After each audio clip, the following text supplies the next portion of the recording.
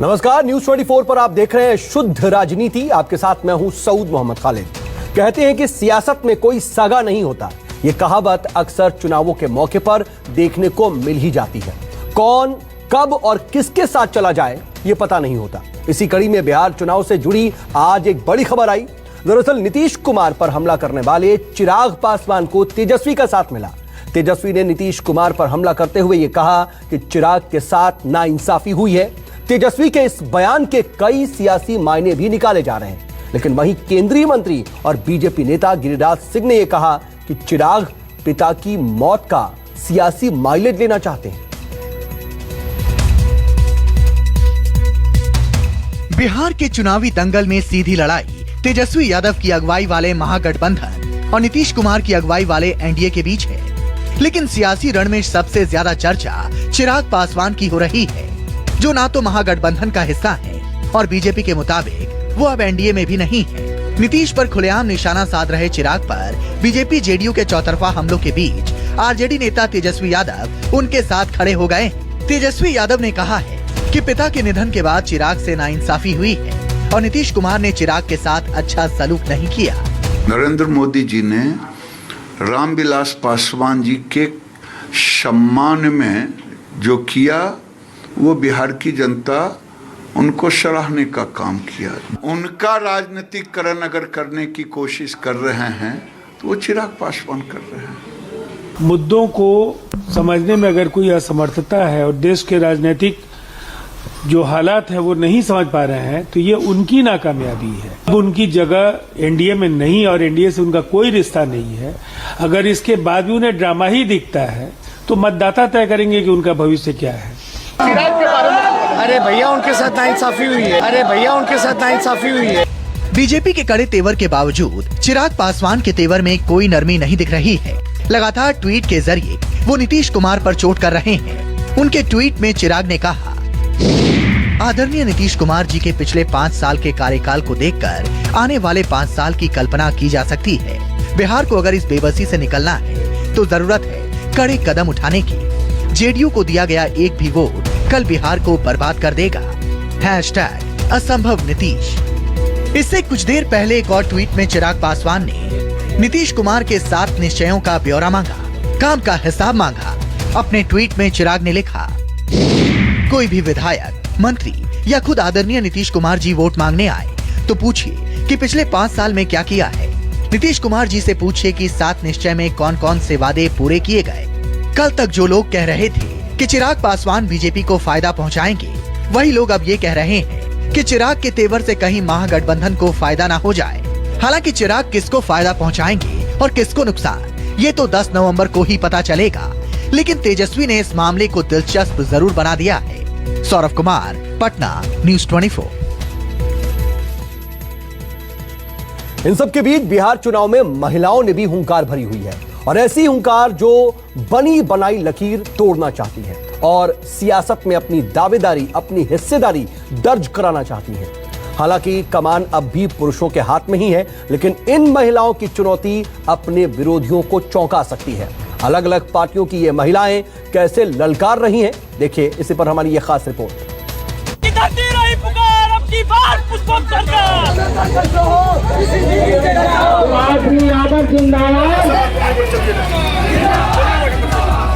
पहले पंचायत की तस्वीर बदली, अब बिहार की तस्वीर बदलने को बेताब है। बिहार की चर्चित मुखिया रितु जायसवाल। सीतामढ़ी जिले की परिहार विधानसभा सीट से नामांकन दाखिल करने वाली रितु जायसवाल तभी से सुर्खियों में बनी हुई हैं, जब से तेजस्वी यादव ने इन्हें लालटेन का सिंबल थमाया है। सिंहवाहिनी पंचायत की मुखिया के तौर पर अपने विकास कार्यों को लेकर रितु लगातार चर्चा में बनी हुई हैं। दिल्ली के एक पब्लिक स्कूल की नौकरी छोड़ने और अपने आईएएस पति के ऐशो आराम की जिंदगी छोड़ रितु जायसवाल ने 2016 में पंचायत का चुनाव जीता और फिर जनता की सेवा में जुड़ गई। पंचायत में बेहतर काम को लेकर रितु को कई अवार्ड भी मिल चुके हैं। तो वहीं समाज सेवा में रितु की रुचि देख उनके आईएएस पति अरुण कुमार ने 2018 में वीआरएस ले लिया। पहली बार विधानसभा के दंगल में उतरी रितु जायसवाल को ये भरोसा है कि जनता की अदालत में उनकी जीत जरूर होगी। जनता समझ रही है और जो 10 सालों में जनता ने झेला है और बदलाव के लिए वो हमसे ज़्यादा तत्पर है और चाहते हैं कि एक अच्छा जनप्रतिनिधि आए और जीत सुनिश्चित है, काफ़ी भारी मतों से सुनिश्चित है। 26 साल के श्रेयसी सिंह जमुई विधानसभा से बीजेपी की उम्मीदवार हैं। अंतर्राष्ट्रीय शूटर और कॉमनवेल्थ गेम्स में सिल्वर मेडल जीतने वाली श्रेयसी सिंह पूर्व केंद्रीय मंत्री दिग्विजय सिंह की बेटी हैं। दिग्विजय सिंह का सपना था कि उनकी बेटी निशानेबाजी में गोल्ड मेडल जीते, लेकिन उसी साल 2010 में दिग्विजय सिंह का निधन हो गया। हालांकि पिता के सपनों को पूरा करने के लिए श्रेयसी ने कोशिशें जारी रखी। 2014 में उन्हें सिल्वर से संतोष करना पड़ा, लेकिन 2018 में गोल्ड मेडल जीतकर पिता का सपना साकार कर दिया। जमुई के गिद्धौर राजघराने से ताल्लुक रखने वाले दिग्विजय सिंह को लोग दादा के नाम से जानते हैं और उनको चाहने वालों ने श्रेयसी को विधानसभा पहुंचाने का फैसला कर लिया है। हमारे हाथ में समय था, हमने सोचा कि क्यों नहीं जनता की सेवा करके जनता से एक मौका मांगे और कुछ काम करके दिखाएं, इसीलिए हम राजनीति में सभी लोगों से, जमुई के वासी से यही आग्रह करते हैं, उम्मीद रखते हैं कि एक बेटी मान के, बहन मान के हमें ढेर सारा आशीर्वाद देंगे और एक वोट देंगे। मुंगेर जिले की तारापुर विधानसभा सीट से आरजेडी की टिकट पर किस्मत आजमाने वाली दिव्या प्रकाश भी लगातार सुर्खियों में बनी हुई हैं। दिव्या प्रकाश लालू यादव के करीबी नेता और बांका से सांसद रह चुके जयप्रकाश नारायण की बेटी हैं। तारापुर दिव्या प्रकाश का ननिहाल है, लिहाजा हक के साथ कह रही हैं कि जब हर किसी को मौका दिया तो एक बार हमें भी दे दो, तारापुर की किस्मत बदल जाएगी। पहली बार चुनाव मैदान में उतरी दिव्या प्रकाश इलाके में घूम घूम कर रैली और सभाएं कर रही हैं, बड़े बुजुर्गों से आशीर्वाद मांग रही हैं।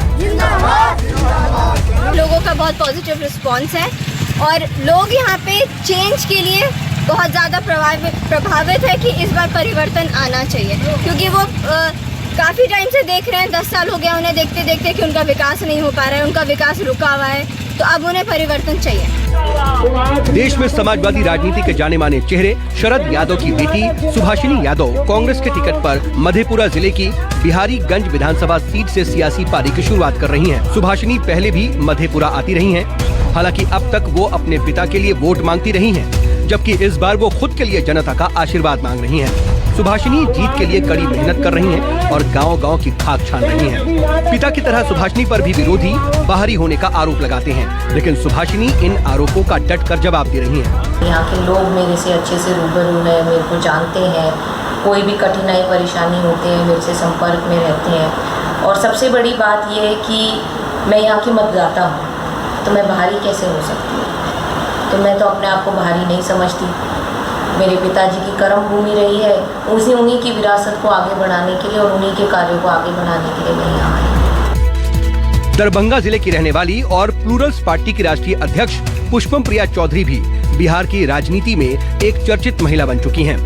पुष्पम ने मधुबनी जिले की 20वीं सीट के साथ पटना की बांकीपुर विधानसभा सीट से नामांकन दाखिल किया है। पुष्पम जेडीयू के पूर्व एमएलसी विनोद चौधरी की बेटी हैं और बिहार के मुख्यमंत्री पद की दावेदार हैं। पुष्पम का कहना है कि बीते 30 सालों में बिहार का आर्थिक विकास नहीं हुआ है, जिसे वो सही करेंगी। युवाओं को रोजगार देंगी ताकि बिहार से पलायन रुक जाए। जोश, जज्बे और जुनून से भरी ये महिलाएं बिहार की तकदीर बदलने का दावा कर रही हैं, लेकिन इनकी खुद की तकदीर भी जनता के हवाले है। सौरभ कुमार, पटना, न्यूज़ 24। वैसे इन सब के बीच बिहार विधानसभा चुनाव में कई नेताओं को जनता के गुस्से का भी सामना करना पड़ रहा है। लोगों का गुस्सा ज्यादातर उन नेताओं पर फूट रहा है जो पहले भी इलाके की नुमाइंदगी कर चुके हैं, लेकिन जनता की उम्मीदों पर शायद पूरी तरह से वो नहीं उतर पाए। जनता इस बार दल बदलुओं को भी सबक सिखाती दिखाई दे रही है। आप कहिए पहले देने के लिए, उसके बाद आप वोट देंगे। नहीं चलेगी, नहीं चलेगी, नहीं चलेगी। नेताजी वोट मांगने पहुंचे, लेकिन जनता ने उनके काम का हिसाब मांग लिया। नौबत ऐसी आई कि नेताजी को उल्टे पांव लौटना पड़ा। नेताजी की किरकिरी का ये वीडियो सोशल मीडिया पर वायरल हो गया।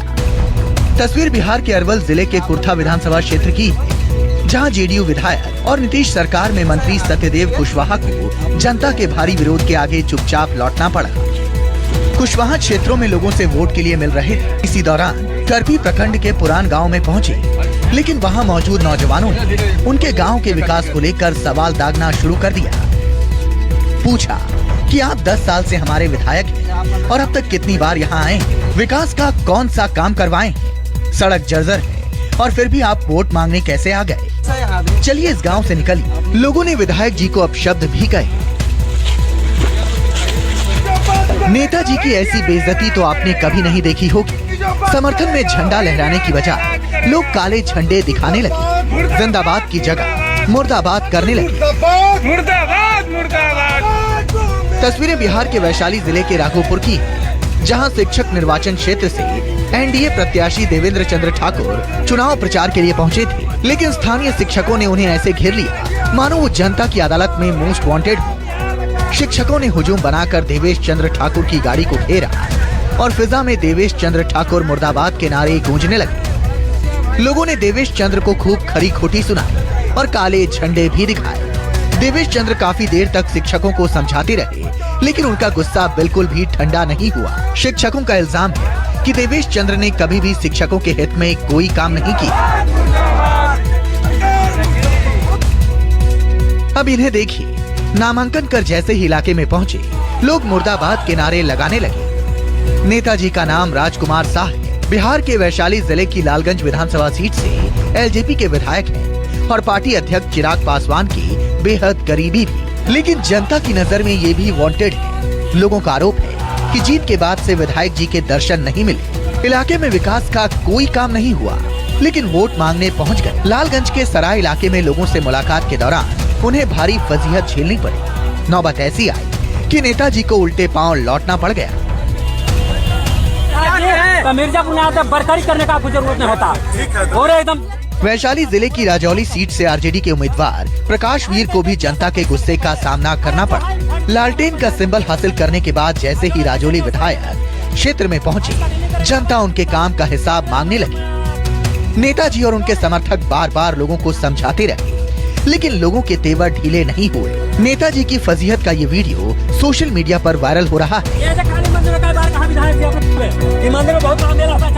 आप कहिए पहले देने के लिए, उसके बाद वोट देंगे। बिहार सरकार के मंत्री और कल्याणपुर विधानसभा क्षेत्र से विधायक महेश्वर हजारी के साथ भी कुछ ऐसा ही हुआ। जनता ने सड़क नहीं तो वोट नहीं बोलकर उन्हें गांव से जाने के लिए कह दिया। आरजेडी नेता तेजस्वी यादव ने इस घटना का वीडियो शेयर किया और ये सोशल मीडिया पर वायरल हो गया। वीडियो में साफ दिख रहा है कि मंत्री अपने समर्थकों के साथ बाइक पर बैठकर वोट मांगने निकले थे, लेकिन ग्रामीणों ने उनका रास्ता रोक लिया और जमकर हंगामा किया। विरोध कर रहे लोगों ने रोड नहीं तो वोट नहीं का नारा लगाया। लोगों ने महेश्वर हजारी से दो टूक कहा कि वो गांव से चले जाएं। ये कृष्णानंद वर्मा है, जेडीयू के नेता है, जहानाबाद से विधायक है और नीतीश सरकार में ऊर्जा मंत्री भी। पार्टी ने एक बार फिर इन पर भरोसा दिखाते हुए टिकट तो थमा दिया, लेकिन क्षेत्र के एरोड्रम इलाके में पहुंचते ही उन्हें आटे दाल का भाव पता चल गया। लोगों ने वर्मा जी की ऐसी हालत कर दी कि वो अपनी गाड़ी से नीचे उतर भी नहीं पाए। हालांकि एक बार उन्होंने दरवाजा खोलने की कोशिश जरूर की, लेकिन लोगों के तेवर देख उन्होंने गाड़ी में ही बैठे रहना मुनासिब समझा। मंत्री महोदय की फजीहत का ये वीडियो भी सोशल मीडिया में छा गया। ये गायघाट के विधायक महेश्वर यादव है। पिछले चुनाव में आरजेडी के टिकट पर जीते थे, लेकिन इस बार चुनाव के अन पहले पाला बदलकर नीतीश की पार्टी जेडीयू में आ गई।